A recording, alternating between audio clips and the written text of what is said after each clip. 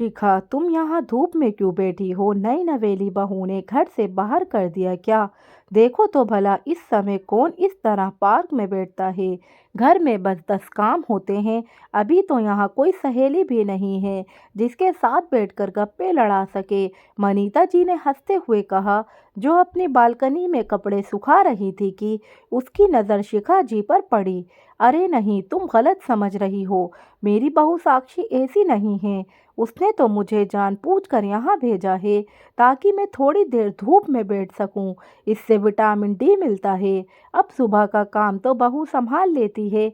वो ही कहती है कि मम्मी जी, आपने सारी उम्र बहुत कर लिया, अब आप आराम कीजिए और ख़ुद का ख्याल रखिए। ये जो आपके जगह जगह दर्द होता है वो विटामिन डी और कैल्शियम की कमी की वजह से होता है।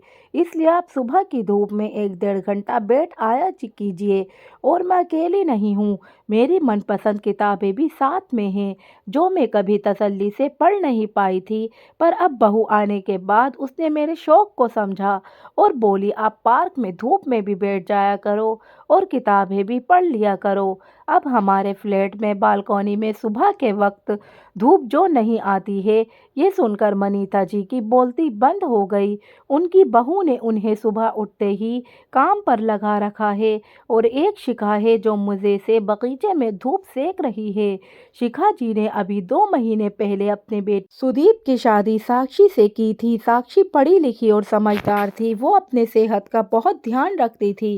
साक्षी की शुरू से ही एक नियमित दिनचर्या रही है, इसलिए उसे खाने पीने सोने घूमने से लेकर हर काम में अनुशासन बहुत पसंद था। वो खुद भी सुबह उठकर घूमने जाया करती थी। इसी वक्त शिखा जी पूजा करती थी, इसलिए साक्षी के जोर देने पर उन्होंने हाँ भरी। पर वो बहुत जल्दी नहीं मानी।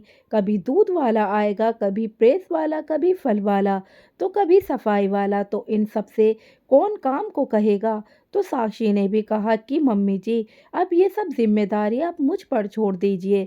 जिस तरह मैं 1 घंटा अपने आप को देती हूँ, आप भी उसी तरह दिया कीजिए। ये काम तो उम्र भर चलते ही रहेंगे। पहले शिखा जी को ये सब समझ नहीं आया, पर धीरे धीरे उन्होंने इस अच्छी आदत को अपना लिया। शिखा जी की जिंदगी पहले ऐसी नहीं थी। 3 बच्चों की जिम्मेदारी उठाते हुए वो खुद का आराम और सेहत को भूल गई थी। जब से वो शादी होकर आई थी, तन मन से इस घर को समर्पित हो गई थी। सुबह से लेकर रात तक बस घर की जिम्मेदारी उन्हें निभानी थी। अपने लिए तो कभी सोचा ही नहीं था। खाना जो बचा वो खा लिया, नींद का भी पता नहीं था और अपने पहनने ओढ़ने पर भी कभी ध्यान नहीं दिया। जो साड़ी शादी ब्याह में आ गई वो ही पहनकर काम चला लिया।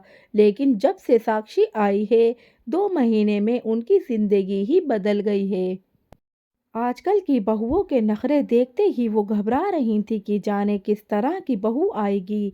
आजकल की पढ़ी लिखी लड़कियां वैसे भी सास ससुर की परवाह कहाँ करती हैं। उन्हें तो बस अपने आप से ही मतलब होता है, अपने पर ही ज़्यादा ध्यान देती हैं। जब साक्षी दुल्हन बनकर आई थी तो शिखा जी थोड़ी सी सहमी हुई थी, क्योंकि उसे साक्षी के साथ ही रहना था। पर वो ये सोचकर भी घबरा रही थी कि उनकी और उनके पति सुरेश जी की आदतों की वजह से कहीं बहू नाराज न हो जाए। सुरेश जी को बार बार चाय पीने का बहुत शौक था और शिखा जी को घर के बने पकवान पसंद। वो झट से कोई भी मिठाई या नमकीन घर पर ही बना देती थी। आजकल की बहुओं के ये सब फालतू काम ही लगता है। शिखा जी का भी वो ही हाल ना हो जाए जो उनकी बड़ी बहन कलावती जी का हुआ था। वो भी बड़े चाव से बहू लाई थी, पर बहू ने आते ही कुछ महीनों बाद ही झगड़ना शुरू कर दिया।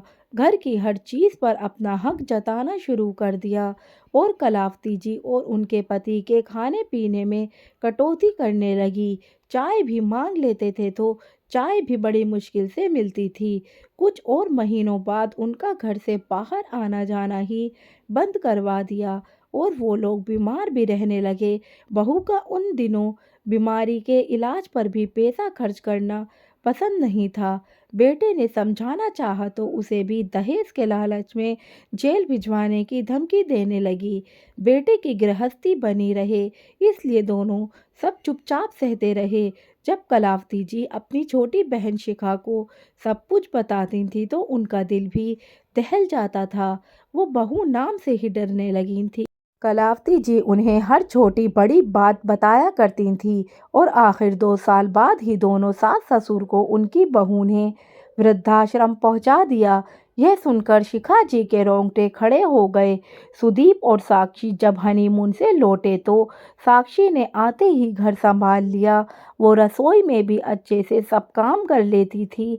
एक दिन सुरेश जी ने दोबारा चाय बनाने को कहा तो साक्षी ने कह दिया, पापा जी अब आपको दोबारा चाय नहीं मिलेगी। ये सुनते ही सुरेश जी और शिखा जी का चेहरा फीका पड़ गया और उन्हें अपनी बड़ी बहन कलावती जी का चेहरा नजर आने लगा। तभी साक्षी आगे बोलती है, पापा जी आपको पहले ही हाई बीपी डायबिटीज है तो ज़्यादा चाय आपको नुकसान करेगी। आप चाय की जगह हर्बल टी और ग्रीन टी पिया कीजिए। शुरू में आपको इसका स्वाद पसंद नहीं आएगा, पर धीरे धीरे यही चाय आपको अच्छी लगने लगेगी। आपकी चाय की लत भी छूट जाएगी और सेहत में भी सुधार होगा।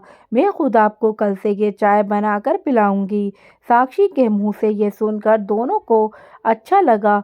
उन्हें लग रहा था कि कहीं बहू उनके खाने पीने पर रोक तो नहीं लगा रही है। अगले दिन साक्षी ने उनको सुबह की चाय बनाकर दे दी और दोबारा मांगने पर अदरक नींबू वाली ग्रीन टी बनाकर पिलाई तो उन्हें बहुत अच्छी लगी। धीरे धीरे उनकी चाय की भी लत छूट गई। बीपी और डायबिटीज भी ठीक रहने लगे। सेहत में भी सुधार हो गया। देख लिया, सभी बहुएं एक जैसी नहीं होती हैं। हमारी बहू तो बेटी बनकर हमारा ख्याल रखती है। उसे हमारे आराम की भी चिंता है और सेहत की भी चिंता है। सुरेश जी ने हंसते हुए अपने पत्नी से कहा, हाँ जी ये बात तो आपने एकदम ठीक कही, वरना मैं तो घबरा ही गई थी। मुझे तो रह रहकर दीदी की शक्ल याद आ जाती है। उनकी बहू ने उनके साथ कितना बुरा किया था, उन्हें वृद्धाश्रम ही पहुंचा दिया। अगले दिन जब सुरेश जी और शिखा जी सोकर उठे तो साक्षी ने कहा कि मम्मी जी, पापा जी आज हम सब कुल देवी के दर्शन के लिए चल रहे हैं, वहीं पर ब्राह्मणों को भोज भी करवा देंगे। अरे हाँ, आज तो मेरी सास की पुण्यतिथि है, तुम्हें कैसे याद है? शिखा जी ने पूछा। वो जब मैं शादी होकर आई थी हम बहुत सी बातें करते थे तो आपने ही बताया था कि दादी जी की पुण्यतिथि आने वाली है, तो मैंने मोबाइल में नोट कर लिया था। अपनी पढ़ी लिखी बहू की धर्म और परिवार में इतनी आस्था देखकर शिखा जी को बहुत खुशी हुई, वरना आजकल की लड़कियां ये सब कहाँ मानती हैं। एक दिन शिखा जी मठरी बना रही थी तो साक्षी ने कहा, मम्मी जी आप इसमें कितना तेल लगा रही हैं? वो बहू तेरे ससुर जी को ये बहुत पसंद है, इसलिए ये कहकर शिखा जी चुप हो गई। मम्मी जी आप ये मठरी एयर फ्रायर में क्यों नहीं बनाती हो? मैं आपको सिखा दूंगी। पापा जी के इस बार टेस्ट में हाई कोलेस्ट्रॉल भी आया है, तो हमें मिलकर पापा जी का ध्यान रखना होगा। पापा जी के खाने का शौक भी पूरा हो जाए और उनकी सेहत भी बनी रहे। लेकिन बहू जो स्वाद तले हुए में आता है वो इसमें कहाँ आएगा? हाँ मम्मी जी थोड़ा अंतर तो होगा, पर सेहत के लिए अच्छा होगा। जैसे पापा जी की चाय की आदत छूटकर ग्रीन टी की आदत लग गई है, पापा जी इस आदत को भी अपना लेंगे। शिखा जी को बहू की बात पसंद आई, उन्होंने वैसा ही किया। सुरेश जी के 3 बच्चों में सुदीप सबसे छोटा था। दोनों बड़े बेटे विदेश में रहते थे तो जो 3-4 सालों में ही भारत आए थे और खर्च का 1 रुपया भी नहीं देते थे। उनको पढ़ाने लिखाने और विदेश भेजने में दोनों ने अपना घर तक बेच दिया था। छोटे बेटे सुदीप को भी विदेश से नौकरी का ऑफर आया था, पर उसने यही मम्मी पापा के साथ में रहने का फैसला किया। सुदीप की भी अच्छी नौकरी लग गई थी। साक्षी से शादी को कुछ महीने हुए थे और अब वो भी अपना फ्लैट लेने की सोच रहा था। साक्षी और सुदीप फ्लैट देख ही रहे थे, पर उन्हें कोई पसंद नहीं आ रहा था। काफ़ी महीनों के ढूंढने के बाद उन्हें एक घर पसंद आया। फ्लैट के लिए पैसे देने थे। कुछ पैसे सुदीप ने अपनी सेविंग से लगा दिए और बाकी के पैसे का इंतज़ाम नहीं हो पा रहा था। सुरेश जी की भी साधारण सी नौकरी थी, उन्हें पेंशन भी नहीं मिलती थी और बाकी का पैसा वो बच्चों की परवरिश में लगा चुके थे। सुदीप ने लोन के लिए आवेदन कर दिया था, पर डाउन पेमेंट भी तो देना था। आप मेरे गहने गिरवी रख दीजिए, किराए में बहुत पैसा जा रहा है। इससे अच्छा तो हम ये पैसा अपना घर में डालेंगे। साक्षी ने सुदीप से कहा, लेकिन तुम्हारे गहने ऐसे कैसे गिरवी रख दूं? तुम्हारे मम्मी पापा ने इतने प्यार से दिए हैं। ये तो ठीक नहीं होगा। क्यों ठीक नहीं होगा? आखिर कितनी इच्छा होगी मम्मी जी पापा जी की एक अपना घर लेने की। कितने साल उन्होंने किराए के मकान में निकाल दिए। आप क्या एक घर बनाकर भी उन्हें नहीं दे सकते? आपका भी तो कुछ फ़र्ज़ बनता है। हाँ साक्षी, फ़र्ज़ बनता है, लेकिन मैं उसके लिए तुम्हारे गहने गिरवी नहीं रख सकता। ये ठीक नहीं होगा। आखिर क्यों ठीक नहीं होगा? मैं भी तो इस घर की हूँ। आपका और मेरा एक ही सपना है। गहने तो बाद में ले लेंगे, घर एक बार बन जाएगा तो बन जाएगा। आखिर में साक्षी सुदीप को मना ही लेती है।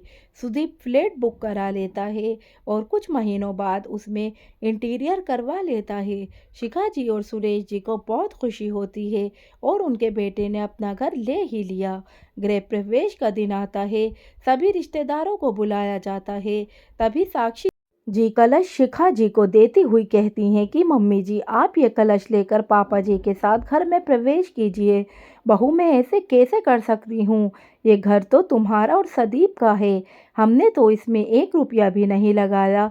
मम्मी जी, आप कैसी बातें कर रही हैं? आपके और पापा जी के आशीर्वाद से ही तो ये सब संभव हुआ है। मैं और सुदीप घर लेने की हिम्मत कर पाए हैं। आपका आशीर्वाद हम पर सदैव बना रहे।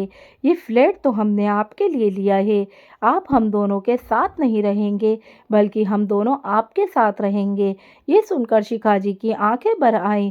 बहू, मुझे माफ़ कर देना। मैंने हमेशा से तुम पर शक किया। मुझे लगा था कि तुम जैसी पढ़ी लिखी लड़कियां सब एक जैसी होती हैं, जो अपने सास ससुर का सम्मान नहीं करेंगी और हमें हर चीज़ के लिए तरसाएंगी। पर तुम तो सबसे अलग निकली। तुमने तो हमारा बुढ़ापा ही सुधार दिया। कलावती जीजी और जीजा जी के पास इतना पैसा था, वो सब उनकी बहू ने धोखे से हथिया लिया और उन्हें वृद्धाश्रम भेज दिया। जबकि हमारे पास तो बचत का 1 रुपया भी नहीं है। मेरे पास कोई गहना तक नहीं बचा, फिर भी तुम हमें इतना मान सम्मान दे रही हो। मुझे तो लगा था तुम दोनों इस फ्लैट में रहोगे और हमें वही हमारे हाल पर छोड़ दोगे। मम्मी जी, आपने ऐसा कैसे सोच लिया? मैंने तो हमेशा आपको अपने मम्मी पापा की जगह देखा है। कोई अपने मम्मी पापा को छोड़ता है या वृद्धाश्रम पहुंचाता है क्या? आपको मेरे व्यवहार से ऐसा लगा क्या? मैं तो आपका और पापा जी का ध्यान रखती आई हूँ। और वो नेम प्लेट देखिए, इस पर पापा जी और आपका नाम लिखा हुआ है।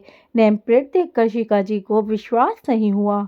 साक्षी, जिस घर में तुम्हारी जैसी समझदार और सम्मान देने वाली बहू हो, वो घर तो वैसे ही स्वर्ग बन जाएगा। जिस परिवार में ऐसी बहू मिल जाए तो किसी सास ससुर को कभी वृद्धाश्रम जाना नहीं पड़ेगा। मैं हमेशा ईश्वर को कहती थी कि मुझे बेटी क्यों न दी, जो मुझे समझती, मेरे दर्द को महसूस करती। पर तुम तो मेरी बेटी से बढ़कर निकली। बेटी होती तो ससुराल चली जाती, पर तुम तो सदा साथ में ही रहोगी। साक्षी दोनों के पैर छू लेती है और जोड़े से गृह प्रवेश का आग्रह करती है। शिखा जी और सुरेश जी गृह प्रवेश करते हैं। सुदीप और साक्षी को बहुत सा आशीर्वाद देते हैं। दोस्तों, शादी के बाद लड़की का जीवन बदल जाता है। वहीं लड़के के माता पिता को भी काफ़ी बदलावों का सामना करना पड़ता है। बहू अच्छी आ जाए तो बुढ़ापा सुधर जाता है, वरना कहीं बहुएं सास ससुर को वृद्धाश्रम पहुंचा देती हैं। दोस्तों, इस कहानी के बारे में आपकी क्या राय है? हमें कमेंट बॉक्स में ज़रूर बताएं। अच्छी लगी हो तो चैनल को सब्सक्राइब ज़रूर करें।